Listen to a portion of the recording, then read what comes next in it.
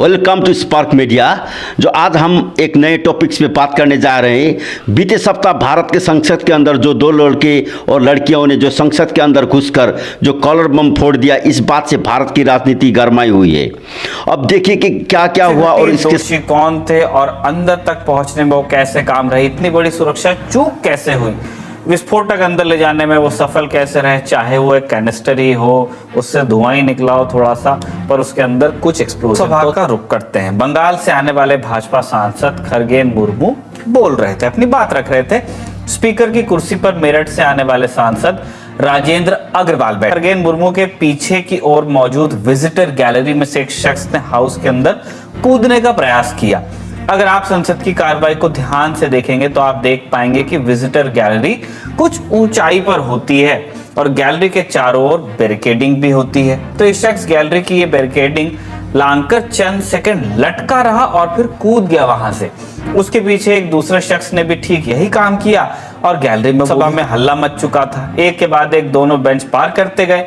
सांसदों ने उन्हें पकड़ने की कोशिश की। इधर मार्शल ने चेयर पर बैठे राजेंद्र अग्रवाल के कान में संदेश दिया। राजेंद्र अग्रवाल ने तुरंत हाउस स्थगित कराने की सूचना जारी कर दी, क्योंकि ये रूल है, जब तक चेयर अडजन न करे तब तक अडजन हो नहीं सकता है। अब इसके बाद सदन का वीडियो आपको नहीं दिखेगा, लेकिन जानकारी जरूर बाहर आई। बेंच पर चढ़े दोनों लोगों को सांसदों ने चारों ओर से घेर लिया। घेरे जाते दोनों लोगों ने अपने जूते से एक कैन निकाला और उसे खोल दिया। खोलते ही कैन से पीले रंग का धुआं निकलने लगा। ये दृश्य डीएम के सांसद डॉक्टर सेंथिल कुमार ने ट्वीट भी किया। आपको इस तस्वीर में जो पीला धुआं दिख रहा है वही संसद में उत्पात मचाते दोनों लोगों की एक मोटा माटी लोकेशन है। कूटना भी अगर किसी का काम है तो वो सांसद तो नहीं है।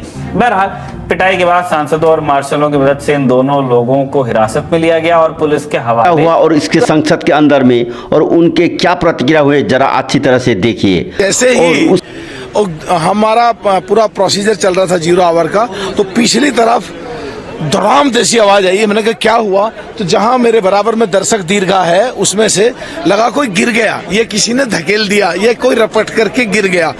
इतने ही में देख ही रहे थे, उधर तो ऊपर से एक और कूदा। तो जैसे ही दूसरा कूदा तो साफ लग गया कि कुछ गड़बड़ होने वाला है, और वो उठ करके जहां से निकल के भाग सकते हैं वहां कर नहीं गया।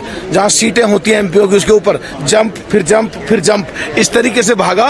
तो उधर से हनुमान बेनीवाल और इधर से मैं और कई एमपी भागे। तो जैसे ही उसने जूता निकाला, हल्का सा झिझक सी आई, पर एकदम जोर से पकड़ा उसको जूता पर, जब तक वो निकाल चुका था।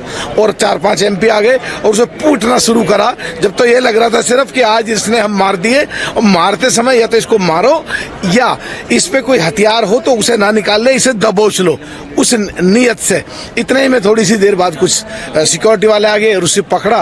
और जब ऊपर से कूदे थे वो, तो वहां जो एक लेडी थी सिक्योरिटी की, जो डॉक्यूमेंट जाकर के पटल पे रखती है, उसके ऊपर या तो कूदा या धक्का दिया। वो बेहोश सी पड़ी और वो जब बाद में दिखा तो रो रही थी, बहुत जोर जोर से आंसू आ रहे थे। तो कुछ समझ नहीं आ रहा था क्या हो रहा है क्या और नहीं। उसकी वजह से अब तक जो राजनीति का माहौल गरमाया हुआ है। इस सुरक्षा के मामले में चुप बताकर विरोधी पार्टियां सरकार के पक्ष को घेर कर गृह मंत्री अमित शाह को जवाब लेने गए हैं।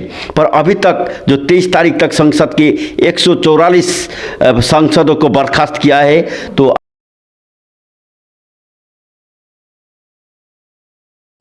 तो अगर हमारा काम अच्छा लगे तो शेयर, सब्सक्राइब और बेल आइकन दबा दीजिएगा। धन्यवाद।